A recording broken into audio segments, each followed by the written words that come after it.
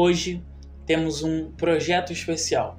Vamos criar um sistema de banco de dados para uma loja e eu acabei de receber esse e-mail do cliente, então vamos ler aqui. Bom, olá Navilogic, conforme conversamos, estou começando uma loja e preciso de um sistema simples para gerenciar os pedidos. Fiz uma lista do que eu acho importante controlar e queria que você me ajudasse a transformar isso em um banco de dados. O que preciso guardar no sistema? Categorias de produtos, estados, cidades, produtos respectivos, clientes e pedidos. Se puder, crie para mim um script SQL com as tabelas, já com os tipos de dados certos, chaves primárias e estrangeiras, assim eu já consigo usar no sistema. Obrigado pela força, abraço. Bom, esse tipo de pedido aqui de cliente é bem comum. E notem que ele não está pedindo para eu escrever numa linguagem específica, né? Muito dos trabalhos que eu já fiz, o cliente ele não pede uma linguagem específica, uma tecnologia específica, não. O cliente tem um problema e ele quer resolver o problema de maneira eficiente, de maneira rápida, para a solução dele já estar podendo rodar, né? Para o negócio dele já estar podendo avançando, seja para o que ele quiser resolver esse problema já está avançando, né? Então ele não se importa com o que você está usando, e sim que funcione. Bom, então aqui a gente tem uma entidade de loja, né? Só que esse cliente aqui especificamente não existe.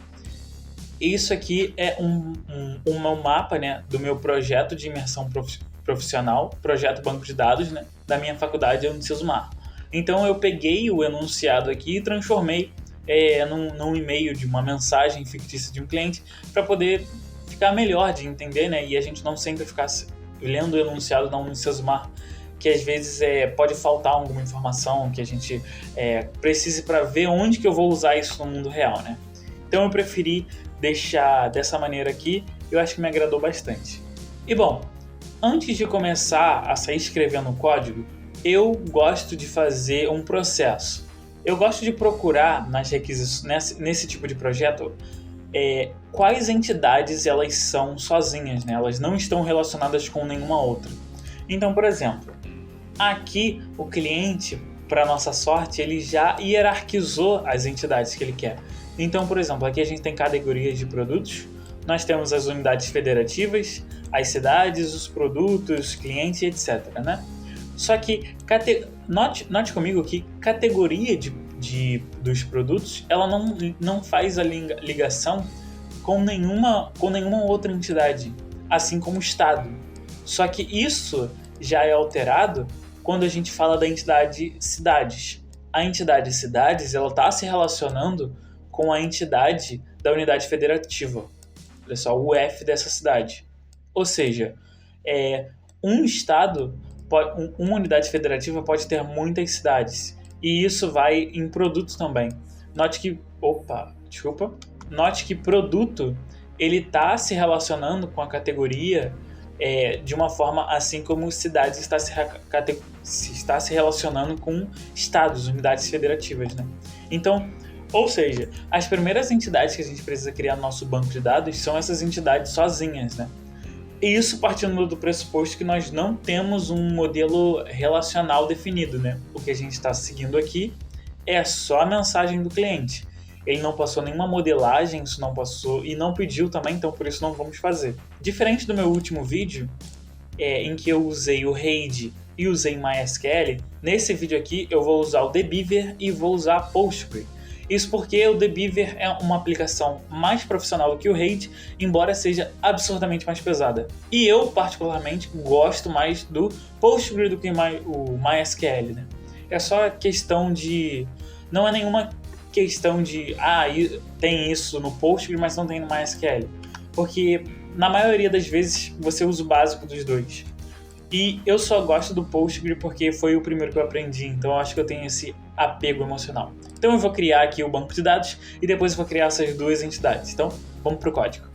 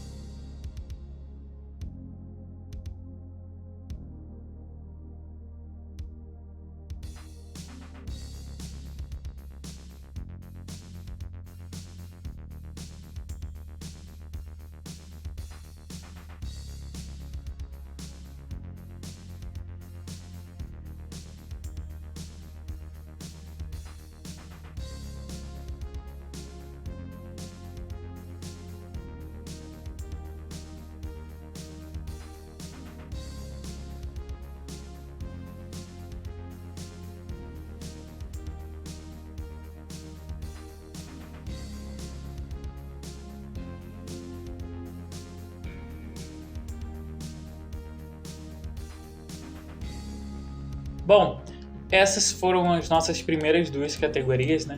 Então agora vamos gerar aqui, vamos executar, né, esse código para ver se vai tudo correr bem.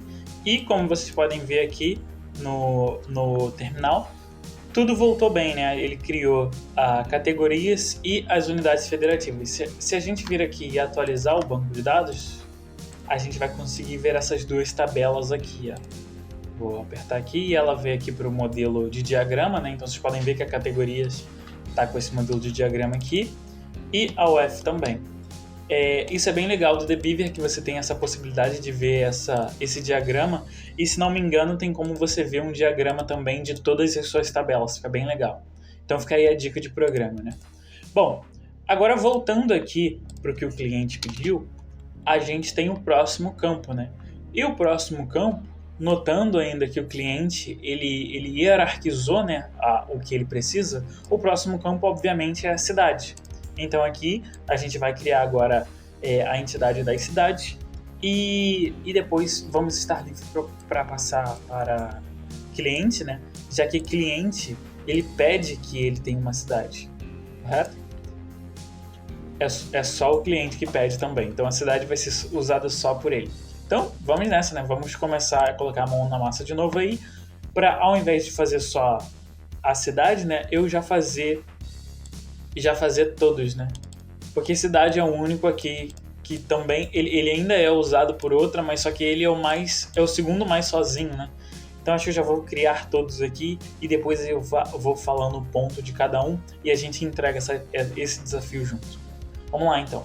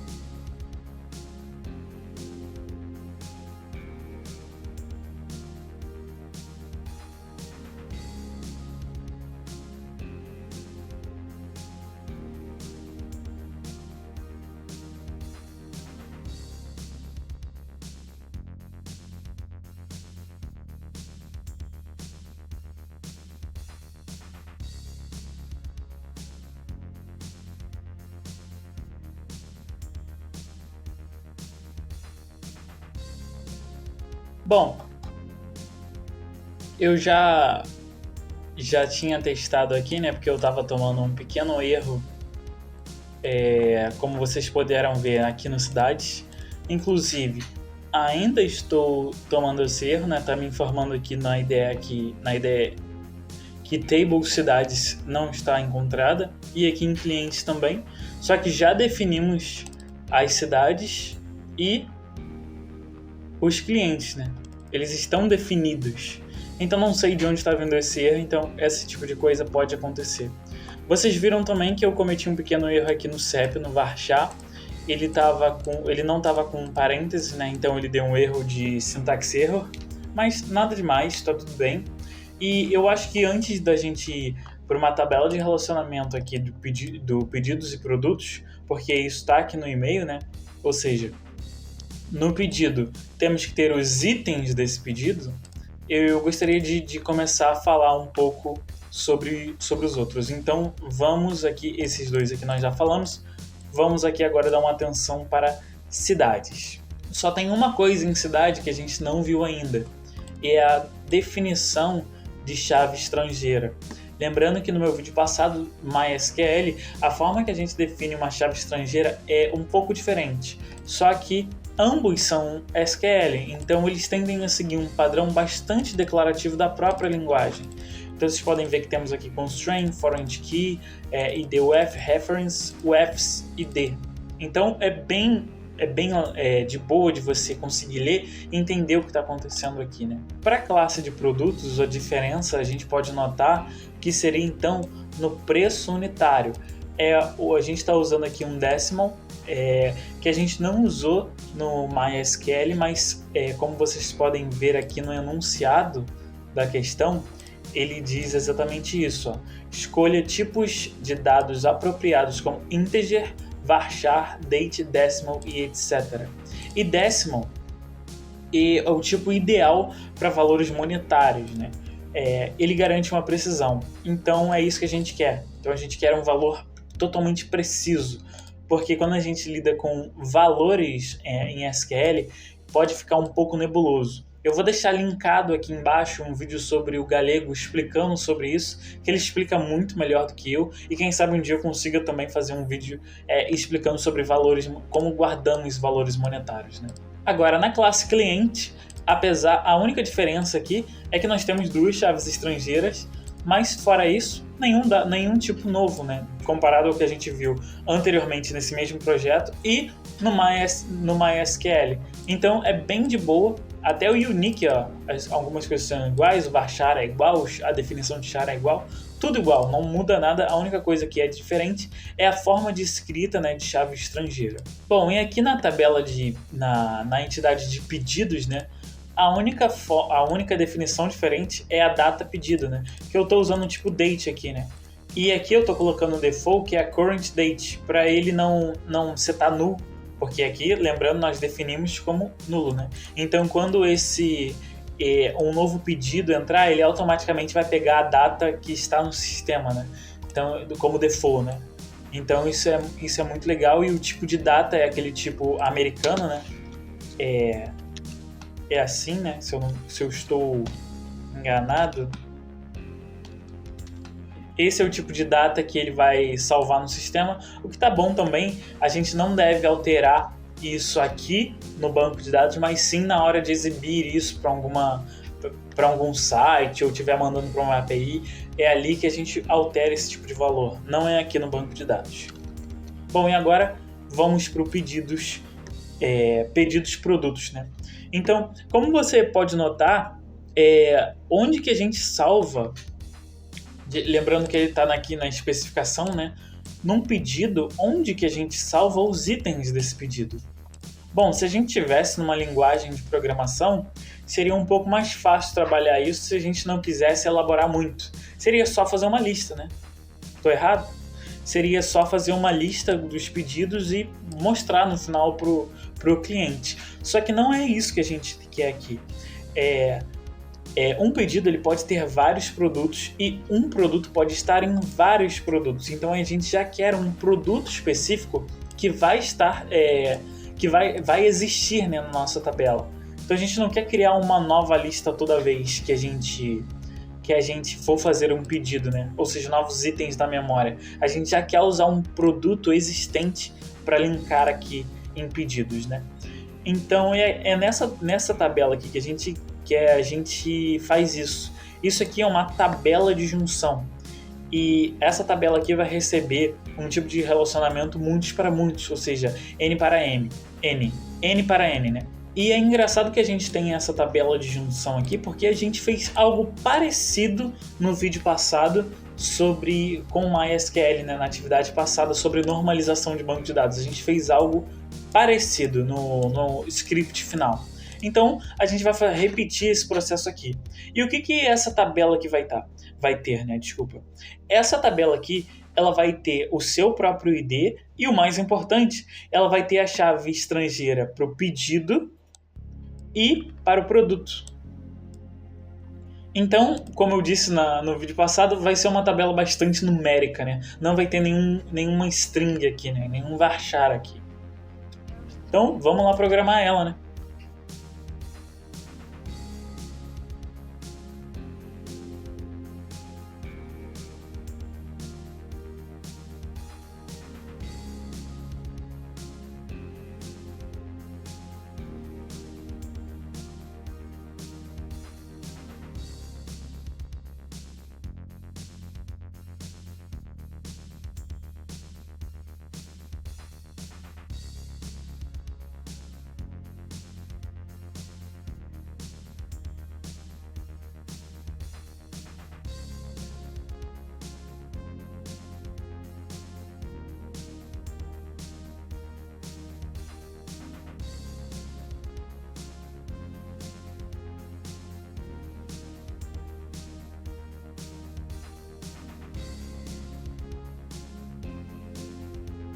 Bom, isso aqui já é o suficiente para a gente ter essa tabela de junção, né? Só que o cliente não pediu isso. Só que a gente também quer, por exemplo, o valor total desse pedido, e a gente não definiu isso antes. Obviamente a gente pode definir isso aqui, já que nessa tabela aqui, a tabela de junção, a gente vai ter esses relacionamentos tanto para o pedido individual quanto para o produto, né? E é o que a gente vai fazer agora. Lembrando que essa tabela vai ser totalmente numérica, não vai ter string, né? Mas deixa eu ver se o cliente pediu alguma string aqui. Bom, não pediu nenhuma string, então é isso que a gente vai fazer.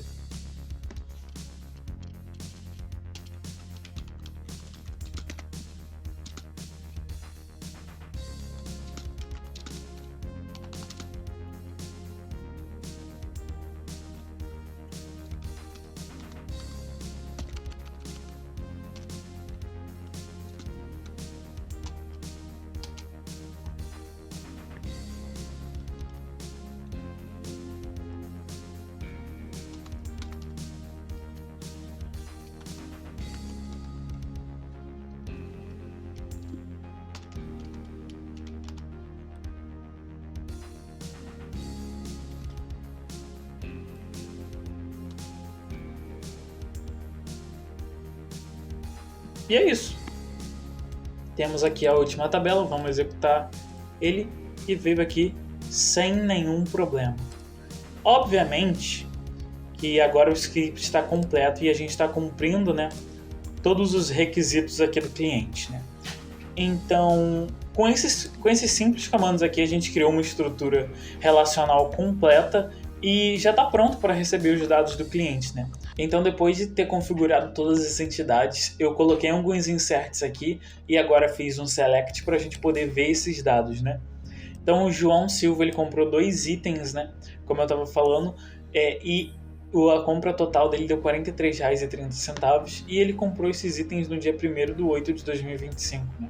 E esse é o script final, é o script que eu vou enviar para a universidade e ele abrange todas as partes pedidas, né? Bom, eu espero que você tenha gostado do vídeo e se você gostou e quer ver mais projeto prático, se inscreve, deixa seu comentário, deixa um like que eu vou adorar ler, né? Críticas e sugestões também, elogios se você quiser. E caso você tenha alguma dúvida, caso eu não tenha explicado alguma coisa muito bem, deixe aqui nos comentários que num próximo vídeo eu posso dar uma melhorada nessa explicação, porque é assim que se aprende, né? Então, é isso.